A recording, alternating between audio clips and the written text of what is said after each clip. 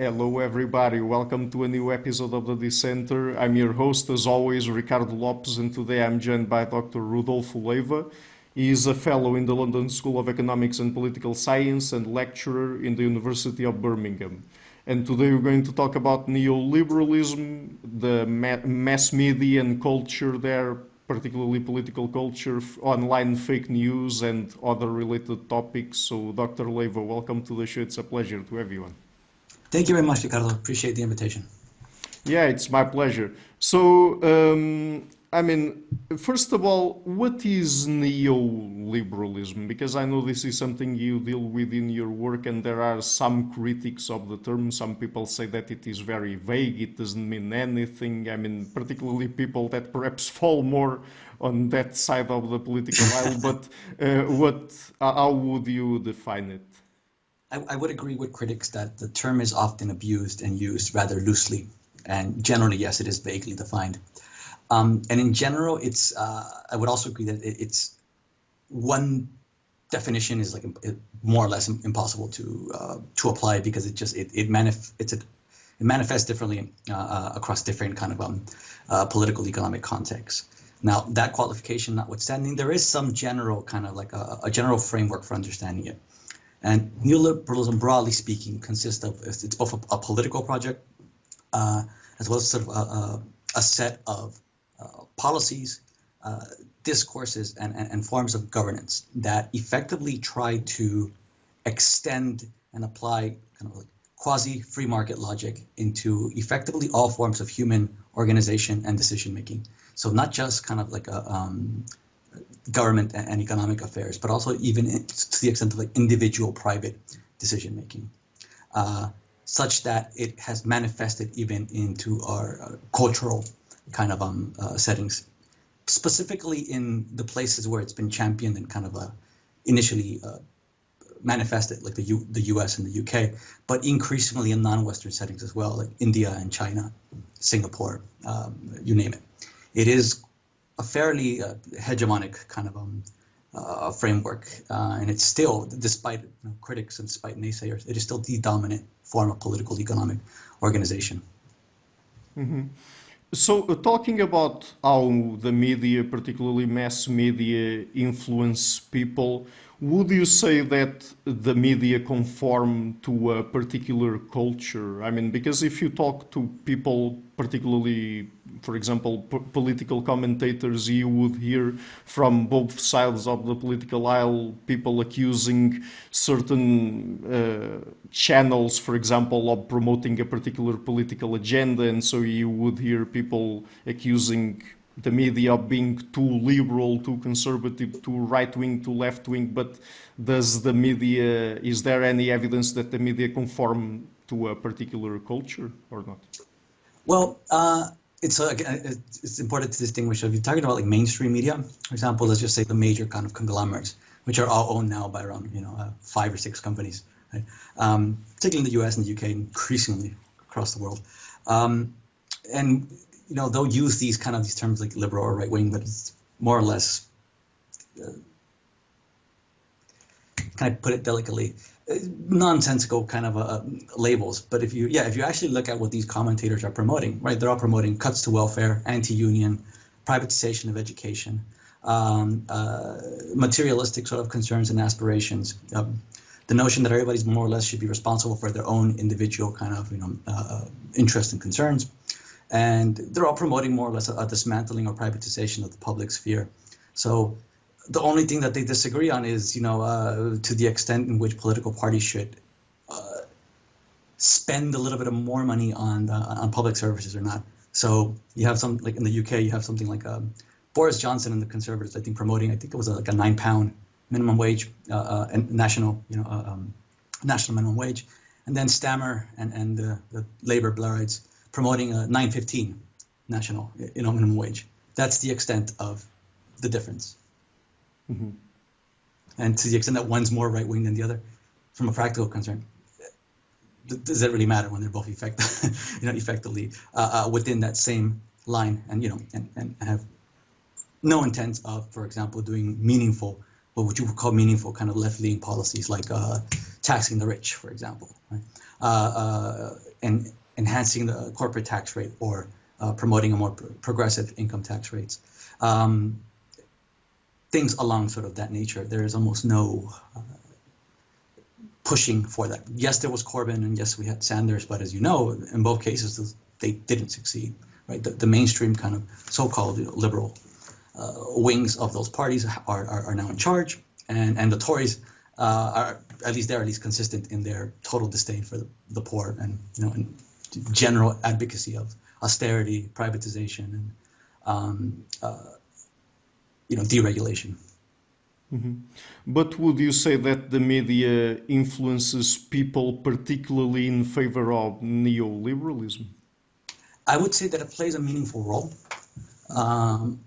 To the extent, how much it influences over and above other kind of, typical kind of agents of political socialization, your family, your schools, your churches.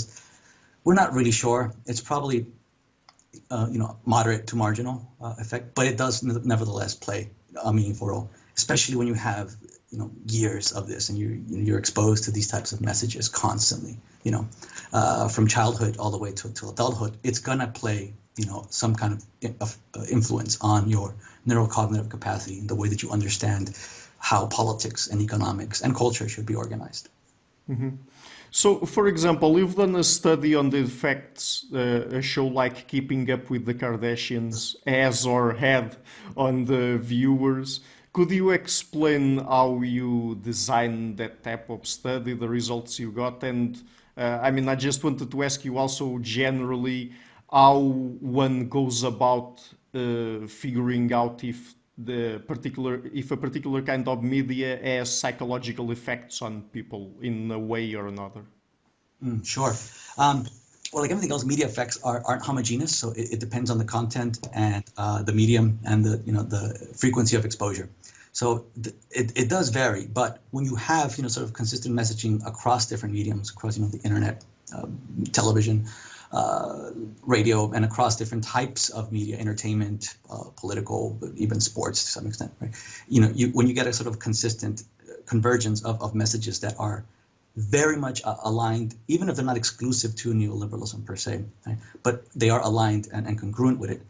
It does help to promote this individualistic sort of free market type of ideas. And so the study you're referring to, so it was an experiment that I ran. It was in the UK context. And my sort of initial hypothesis was that shows like the Kardashian one, I'm not just picking on that one, it's just kind of emblematic of sort of, the types of messages that you're going to get, which are very, materialistic, very much in line with the American dream ethos of getting rich and buying a bunch of, expensive shit you don't need, and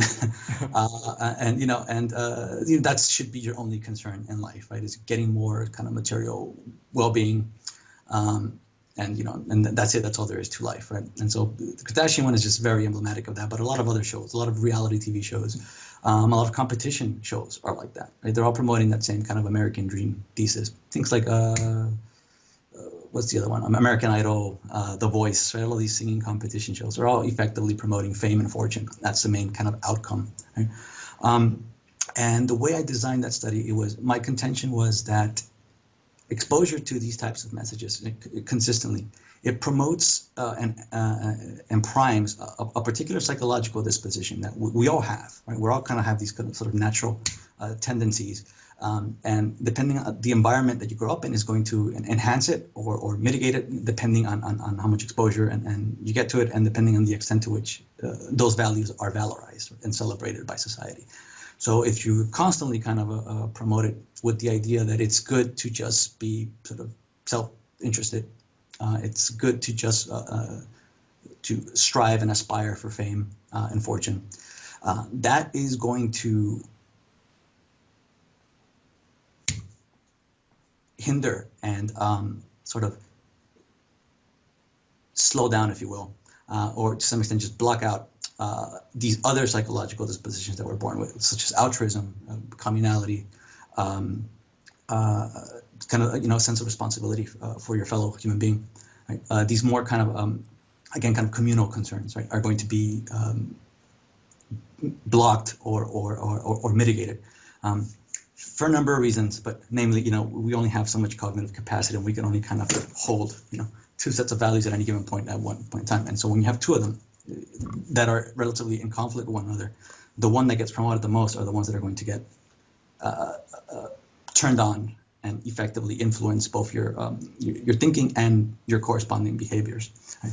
And so if you're constantly being primed with these, monetarist, materialistic concerns, you're going to be less worried about things like the environment, for example, things like welfare, things like growing income inequality. Right? All of these factors just not relevant, and they're just not going to be as important as these other sort of individualistic concerns, which are just much more celebrated and much more promoted.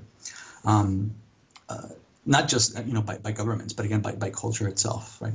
Even educational discourses, right? You need to go to college to get a good job, right? So it's just constantly promoting this, again, these materialistic, entrepreneurial, instrumentalist concerns over and above, again, more sort of communal concerns, which are often disparaged. On top of just not being kind of promoted, they're just often seen as either, at best, they're seen as naive and maybe quixotic, but in some cases they're outright just dismissed.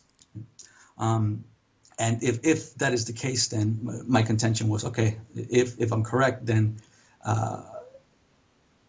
exposure to these types of messages should turn on that that individualistic, self-interested dispositions and shut off the altruistic, more communal concerns, and such that when you're asked to support something like, okay, do you want to cut taxes for the rich?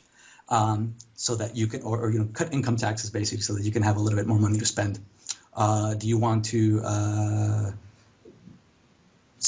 make it so that support a policy where spending for the NHS is cut, so that you can so that back taxes can be reduced, right? Consumer taxes, so that you can buy more stuff. Right? It's going to have that effect, and that's more or less what I found. And I had a control group and the experimental group.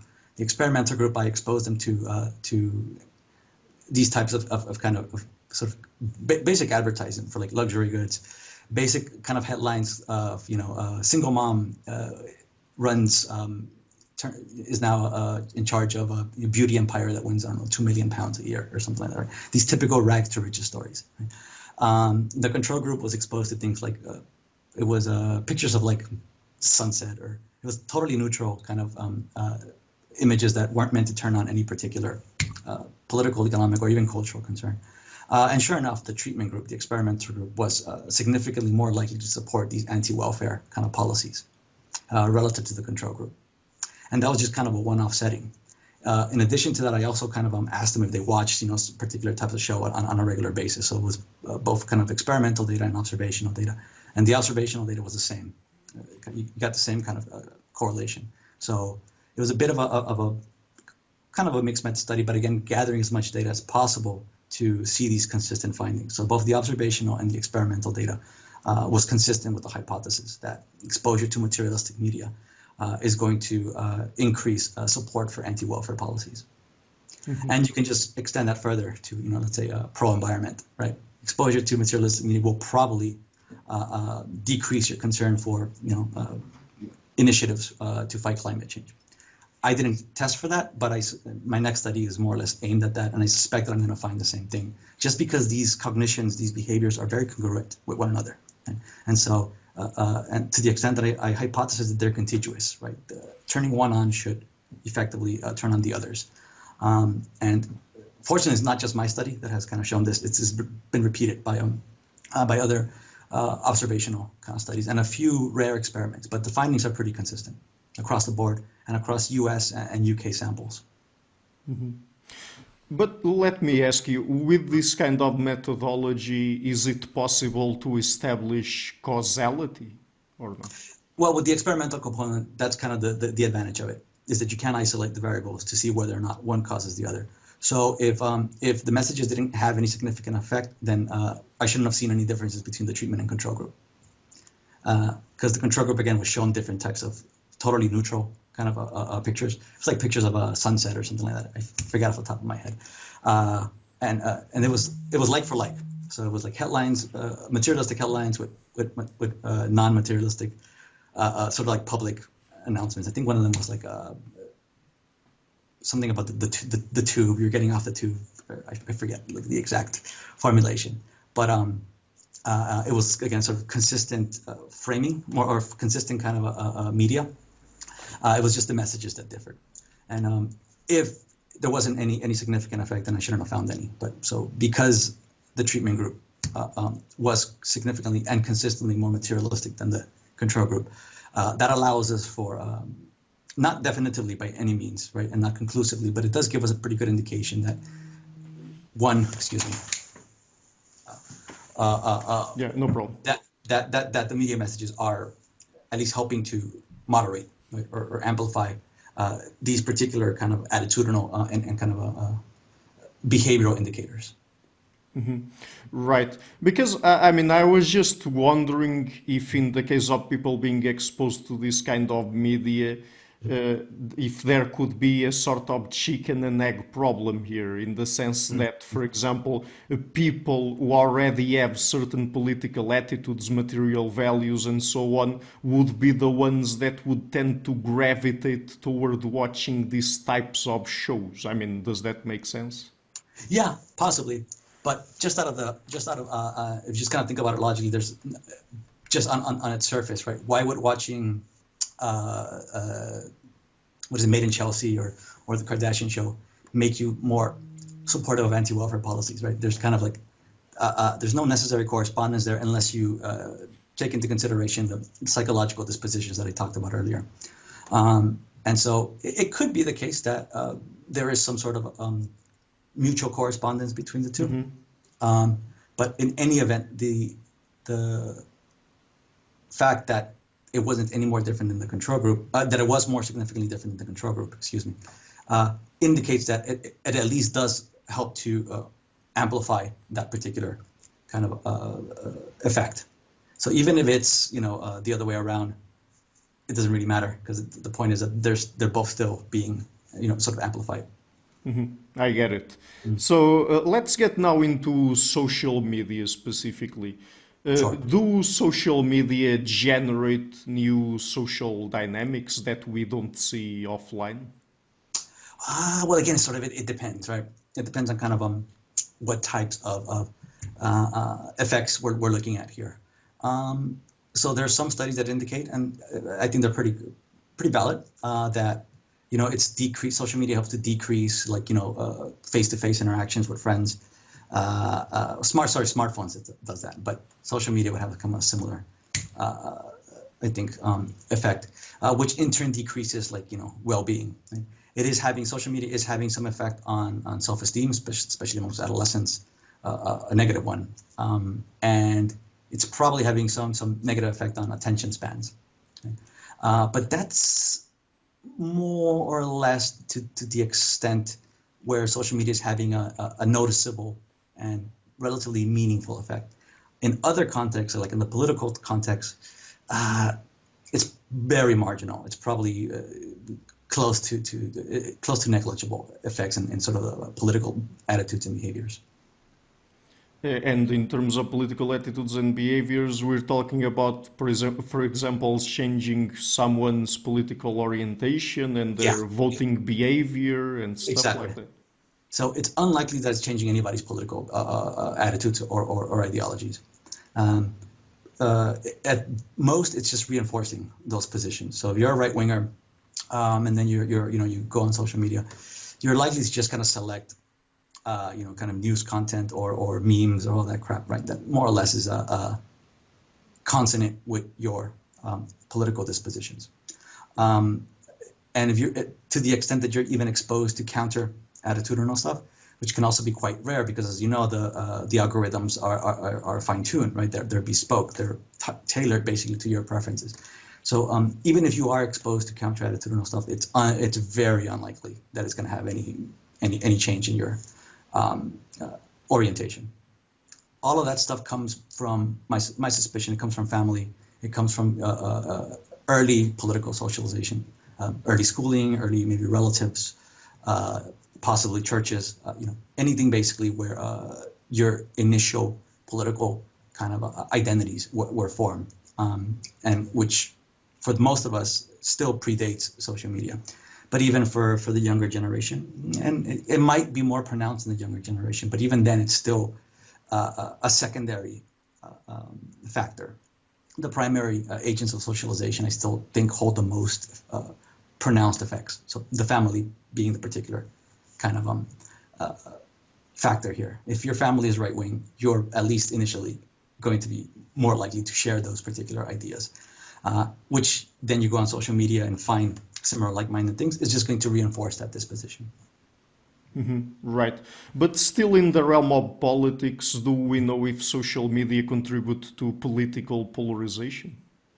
And again, so and the literature on that is a bit mixed. There's a few reasons for that. One is because the way that we measure kind of content consumption is largely dependent on self-reported data, and that's often kind of inflated. Right? So people often report how much political content they're actually consuming. The newer studies, very recent ones, are actually have a behavioral data component. So they actually measure people's like clicking activity and stuff like that. And one thing that's consistent across the board is that the overwhelming majority of people just ignore political content. Right? Ideological content makes a very tiny percentage of their overall media diet. Most people are still just going entertainment, any sort of just non-political stuff, porn probably, right? Things of that nature. Most people just really kind of tune political stuff out. It's only a small percentage of people that engage with political content and social media. Incidentally, it's a really small percentage of people that also kind of create and disseminate political content on social media. So amongst that tiny group of people, it'll have a marginal kind of polarization effect. But again, it's a really small percentage of the overall population. Do social media foster political activism?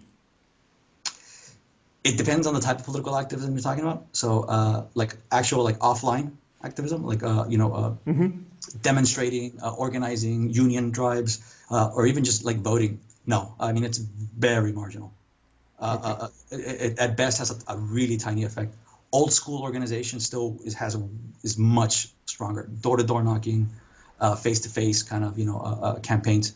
That old school, old traditional way of organizing is considerably more effective in getting people to actually click, put down their phones, put down their computer, and actually either go to the streets or vote for somebody.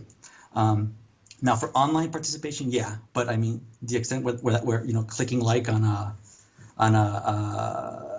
meme that ridicules Trump, right, or let's go Brandon, right, that latest anti-Biden slur, yeah, I guess it does increase that, but to the extent that that's meaningful or has any real world effects, it's very questionable.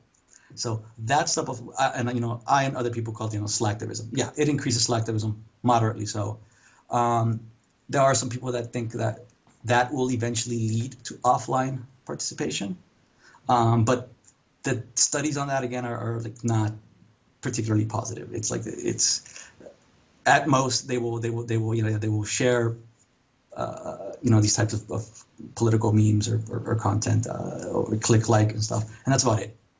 That's what it is as far as their participation.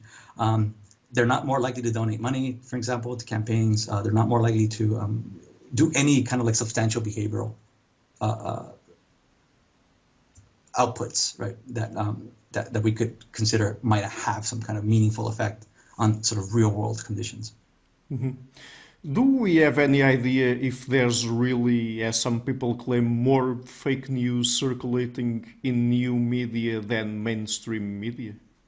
That's probably true, just because of the sheer volume and amount of it. It is circulating. It's probably circulating more than it would be in new media, and the type of sort of fake news is more, I guess, ridiculous and pronounced, just because regular traditional media still has, even things like Fox or The Sun, questionable, but they still have some amount of sort of editorial or ethical journalistic standards that they have to abide by, as even though they do so to the smallest possible level.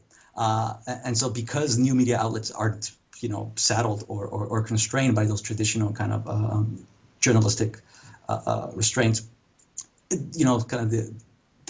amount and the level of kind of like a, sort of ridiculous fake news content is probably much more widespread. But again, the extent, just because it's spread doesn't mean that people are looking at it. And so, for example, the majority of the people that actually kind of engage with ideological fake news are a small percentage of very right-wing kind of consumers of news. And again, it makes up a tiny percentage of the overall, population of new media users. Mm-hmm. So we've already talked about online content in general, but does fake news have any sort of relevant impact on people's political attitudes or behaviors? I don't think that is anything particularly substantial. Mm-hmm. It's not that we shouldn't worry about it, but again, at most, it reinforces people's ideological predispositions. It might, very marginally make them kind of, more likely to vote, but they're already going to vote for, for a right-wing candidate. Maybe they'll slightly vote for a more right-wing candidate, but, the gradients there are quite, marginal. And it's mostly a pathology of the far right. That's what the studies show consistently. People are in general more likely to believe fake news that is consistent with their ideological orientation, but it is much more pronounced in sort of far right circles. Now, even though it's marginal and tiny, you still get things like the January 6th riots in this year in the U.S., right? Or you'll get kind of an occasional kind of a lone, person with really pronounced mental, instability, and so these types of messages might help to trigger them. But those again, and it's not that you shouldn't be concerned about that, but they are very rare overall. Mm-hmm. But since you mentioned that this is an issue particularly on the right, so would you say then that fake news and misinformation is a partisan issue or not? I would, to an extent, although I don't want to. But again, and also I should be clear that I have utter contempt for mainstream media, irrespective of its, of its supposed liberal or conservative bias. And what passes off as liberal news has its own ideological propagandistic effect. But the types of, I guess, of what is right now considered, I guess, important, I guess, or what's salient as far as sort of partisan news. Yes, fake news is more in line with that, but it's really just an extension of mainstream conservative news, which is already kind of off the rail to begin with. So if you look at content from Fox News or from The Sun or the Daily Mail, or even like the godfathers of that, people like Rush Limbaugh, Bill O'Reilly, right? All of these guys were already promoting like really crackpot, messages to begin with. So these new media models that are just a natural extension of the traditional mode of conservative media, which was already quite propagandistic and filled with considerable misinformation. And so years of that, it will have an effect to the extent that the stuff that people are getting through new media is just going to reinforce, these ideas that have already been cultivated through years of watching mainstream right-wing news. Mm-hmm. So isn't it the case that when it comes to people sharing fake news or true news, it isn't really about the epistemic value of a particular piece, it being true or false, but rather about people's prior political beliefs and perhaps them signaling their belonging to a particular political faction or something like that? Yes, that's spot on. That's pretty much it. It's not always the case, right? And it's not 100% of the time by any means, but yes, that is the main kind of predictor. That is kind of the factor. Yeah, it doesn't even matter whether the news are true or not per se. Right? People would generally see some kind of cue within those messages, right? It could be some kind of the framing is consistent, or even just like a particular kind of like the actual the logos for the organizations, right? This comes from Breitbart, this comes from the Daily Caller, this comes from the Sun, right? Just that immediate kind of, cue. If people are already kind of in line with what those media companies and organizations have generally promote, that alone will be kind of will considerably help to reduce incredulity, right? Amongst people that are again in line with and that selectively consume those types of media content. Mm-hmm. So, if not fake news, is there any other sort of political content we find online, like, for example, political campaigns, political ads that might have a real impact on presidential candidate evaluations or any other kind of political candidate evaluations and voter support, for example? No, I mean, it's again, the effects are really marginal. So, social media is good at helping people to know when a particular election is. It is good at helping kind of spread, where to go vote if you needed to, letting them know information about a particular candidate. But to the extent that actually enhances actual like voting behavior is not. It's really marginal. The people that vote the most are still the boomers, right? Still kind of the older generation. These people are generally, again, more, they're going to vote anyways, because they also have, a lot of them are retired now. And they just have more time and more income to dedicate to the political process than the younger millennials or the Zoomers, who for a number of both institutional constraints and just general kind of disaffection with the political process and political systems are just not likely to vote anyways. And the data... No problem. The data is consistent on this. So all of these, remember these things like the youth quake, the original kind of romanticization and hope was that social media would help to increase participation amongst these younger voters. That has not come into fruition. It has the potential, certainly.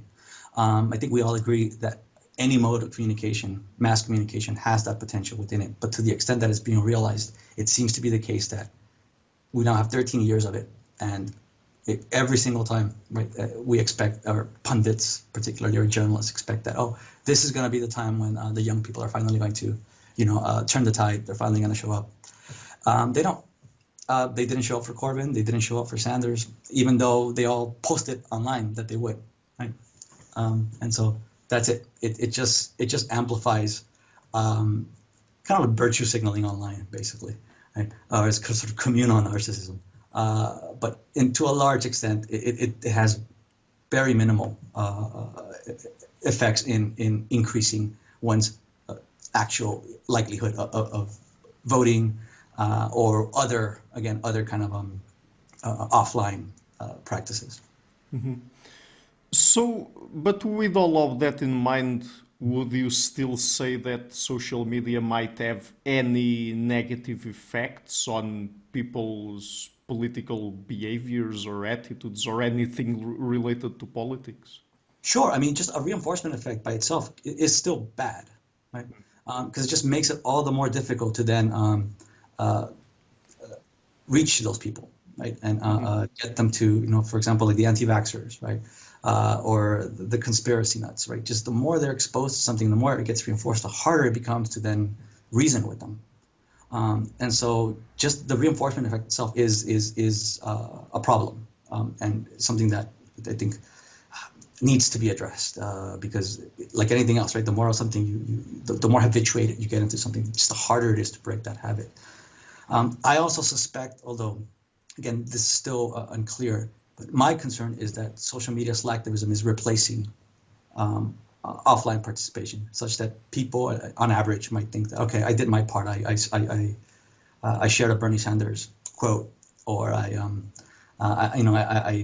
joined a political group online, and that's it. That's all I have to do now. I don't, I did my part.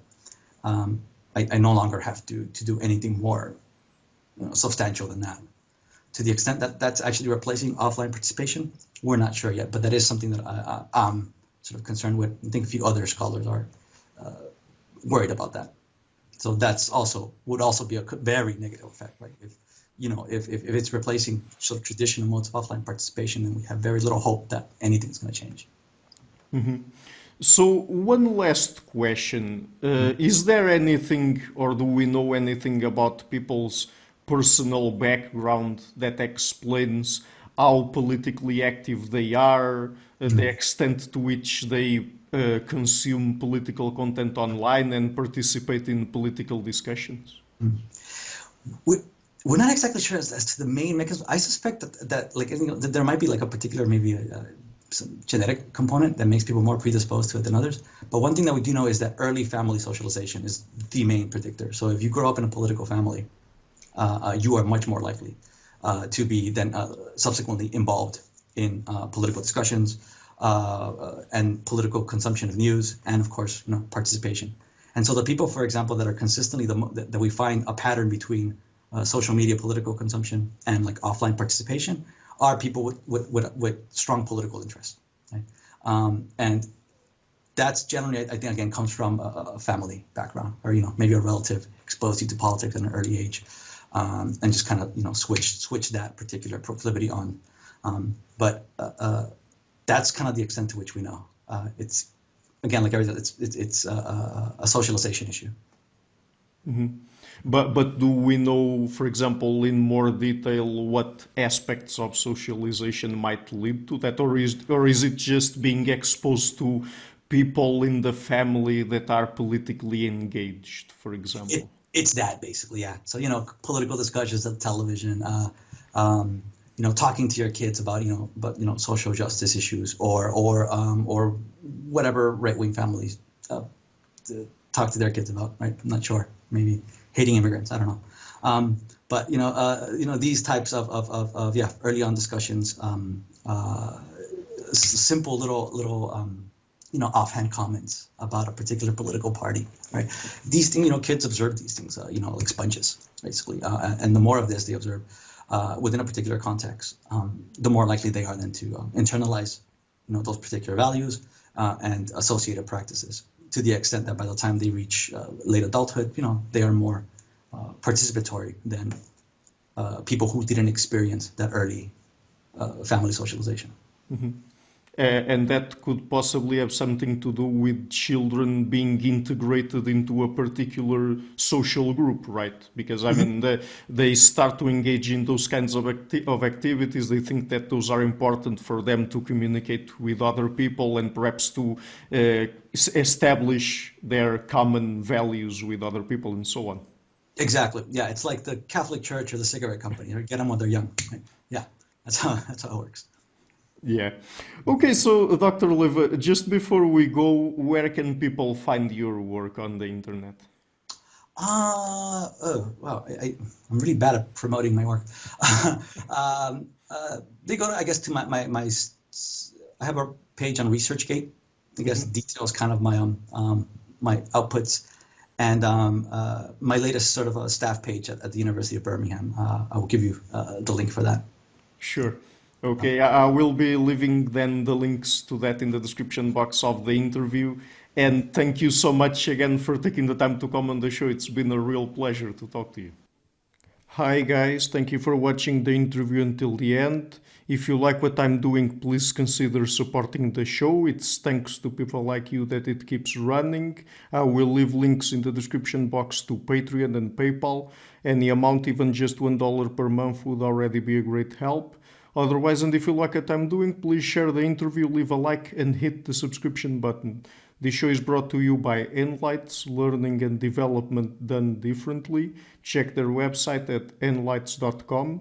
I would also like to give a huge thank you to my main patrons and PayPal supporters, Karen Litska, Anne Blanchett, Parerga Larsen, Lau Guerrero, Francis Ford, Ernst Frederick Sunder, Ricardo Vladimiro, Craig Healy, Adam Kessel, Olaf Alex, Jonathan Wiesel, Jacob Klinkby, Matthew Whittingbird, Arno Wolf, Tim Hollacy, Enrique Lenia, John Connors, Paulina Barron, Philip Force Connolly, Jerry Mueller, Herbert Gintis, Rutger Voss, Bo Weingard, Rebecca Newberger Goldstein, Dan Demetrio, Robert Windiger, Rui Inácio, Arthur Coe, Zup, Marco Neves, Colin Holbrook, Susan Pinker, Bernardo Seixas, Pablo Santurbano, Simon Colombo, Jorge Espinha, Phil Kavanagh, Corey Clark, Mark Blythe, Roberto Inguanzo, Michael Stormir, Eric Neumann, Samuel Andreff, Tiago Nunes, Bernard Hugni, Alexander Dunbauer, Fergal Cusson, Evan Bodrenko, Al Herzog, Don Ross, Jonathan Librand, Oslan Bullitt, Nathan Nguyen, Stanton T, Samuel Correa, Eric Hines, Mark Smith, J.W., João Eira, Tom Hummel, David Sloan Wilson, Yacila Des Araújo, Eden Solon, Romain Roach, Dmitry Grigoriev, Diego Londonho Correa, Tom Roth, Yannick Punter, Adana Rusmani, Charlotte Bliss, Nicole Barbaro, Adam Hunt, Pavel Ostaszewski, Nelek Bach, Catherine and Patrick Tobin, Al Ortiz, Guy Madison, Gary G. Hellman, João Linhares, Lida Cosmidi, Sam Afzal, Adrian Yagi, Nick Golden, Paulo Tolentino, João Barbosa, Jules Price, Edward Hall, Edin Bronner, Franca Bortolotti, Gabriel Pons Cortez, Ursula Litske, My Producers, Isar Webb, Jim Frank, Lucas Staffinia, Keon Gilligan, Luís Caetano, Tom Vanagdam, Curtis Dixon, João Linhares, Benedict Mueller, Vega Guidi, Sardas France, and Thomas Trumbull, and my executive producers, Michel Rugieski, Rosie, James Pratt, Matthew Lavender, Sergio Quadriano, and Bogdan Kanivets. Thank you for all.